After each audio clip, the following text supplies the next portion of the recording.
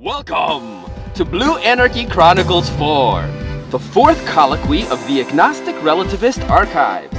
Today's segment of sentimentalized semantic truthhood is all about applying relativism to morality. Doing so seemingly reveals the most consistent and reasonable position on ethics to date. A position called moral relativism, or more appropriately, moral skepticism. When considering the topic of morality, there are two distinct ways of thinking about it: ethicism and meta-ethicism. Ethicists think of morality one way. Meta-ethicists think of morality a different way. An ethicist is someone who puts moral principles into practice. A meta-ethicist is someone who describes the moral principles being put into practice. So, if a courtroom trial for murder is an example of a moral circumstance taking place, then the jury delivering the sentence could be thought of as the ethicists. They are the ones deciding punishment based on certain moral criterion. An unbiased independent journalist documenting the trial could be thought of as the meta-ethicist. His only role in the trial is to be the idle, descriptive bystander that documents court proceedings as accurately as possible. He has no role in the actual decision-making process of the trial. To be consistent with relativism, Blue Anarchy strongly favors meta-ethics positions over that of ethicism. There are no moral recommendations to be made here, just descriptions of observations. How should the words moral and ethic be defined? For the purposes of clarity, this presentation uses the words moral and ethic to denote a criterion that modifies behavior on behalf of perceived rightness and/or wrongness. The criterion could be religious, it could be cultural, legal, historical, survivalistic, or societal. The source of the criterion varies. The criterial sense of the words ethic and moral is applicable to both ethicism and meta-ethicism, and accounts for all moral persuasions. Everything from nihilism to God's laws is covered. So when it comes to meta-ethics, two critical views within the extensive volumes of work on meta-ethics are that of moral expressivism and that of moral realism. Moral expressivism is just a fancy way of saying that moral judgments are emotional responses. If someone said genocide is morally wrong, what they're actually doing is expressing their emotional discontent with genocide. They aren't referring to some independently existing source of morality outside of their body that affects genocidal events. By equating morality with emotional response, there exist no objective moral properties to account for. There are only humans and their emotional reactions.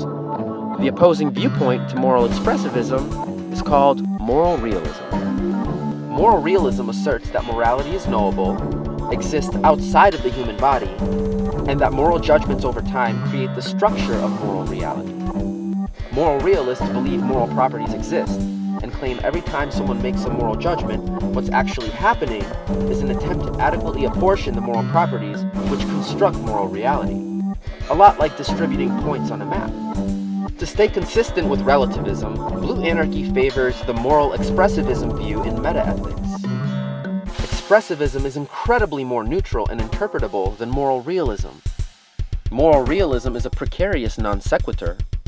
The way moral realists think about moral facts can largely be attributed to indistinctness in language. Some languages have lexicons without moral reference, and it's possible they're more accurate in describing reality than natural languages. But let's pretend for a moment that objective morality exists and isn't the mere byproduct of mistakes in language and speech.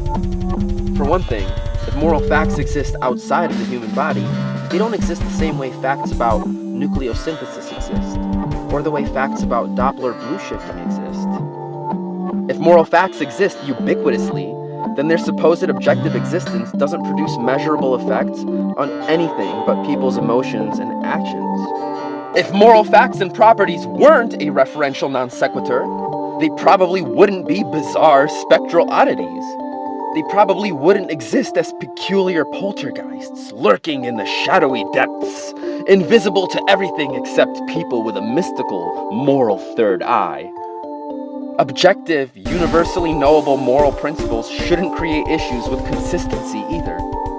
You would think they'd be easy to tell apart from cultural features, If everyone were capable of knowing moral facts, you'd think rightness and wrongness would be understood unanimously, and how much. But one quick glance at the cultural differences across the planet reveals countless cases of moral contrast. To summarize the Blue Anarchy strain of moral relativism, there are two things happening when moral judgments are being made. The first is a description of metaphysical reality. The second is actual metaphysical occurrences regardless of how they're described. When you take any moral sentence, no matter how severe it is, such as, "Private families owning global capitalism is morally wrong," or "Non-aggression is morally obligatory," you're describing something outside of you which enchants things like global capitalism or non-aggression with moral properties. And this enchanting source of moral permissibility magically interacts with you, no matter what state of mind you're in. The description of objective morals is the first part. What actually exists, irrespective of description, is the second part. Is there actually such a thing as objective morality? Does an outwardly source of all evil not sound extremely superstitious and fantastical? Like it's straight out of some Wiccan lore? Can you really reach out and touch a moral? Can you hear it and see it the same way you can hear and see insects or laptops? Does it interact with rocks and other inanimate objects? The ethereal nature of moral realism brings up incredible questions. At what point does breaking a light bulb become morally wrong? At what point does dropping a paperclip by accident or catching raindrops on your tongue become morally wrong? That's moral realism. Equating morality to emotional expressions instead makes an earth-shattering amount of more sense than suggesting a ghostly, objective, warlock source of moral righteousness manipulates humanity from an arcane, unseen dimension. So, every time someone casts a moral judgment, their utterances reflect an emotional expression, but their words uniformly and systematically create a false reference to a magical, outwardly existing source of human morals which likely isn't there. Imperfection in speech always sets up the referential non sequitur. The guys who write laws that control populations know all of this, which is why attentiveness to language mechanics is crucial to your well-being. It's also the reason why there's no mention of money creation, taxation, legal shades of gray, or any critical matters of importance in school curriculums, both public and private. So to summarize and conclude, relativist Blue Anarchy favors meta-ethics over ethics, and within the field of meta-ethics, favors moral expressivism over moral realism. Furthermore, Blue Anarchy dismisses moral realism as a referential non sequitur. It seems the expressivist dismissal of objective morality is the most metaphysically accurate way to account for ethics.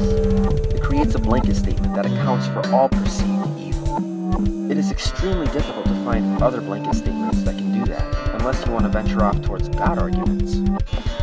But perhaps this is indeed God's world, stripped of moral absolutes, just like she wanted. Perhaps God needed global capitalism, holocausts, genocides, and unanswered prayers in order for everything to fall into place as it must.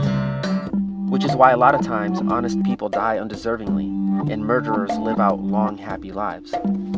All of this moral stuff is language-based, and it all comes down to how you word it. More to come.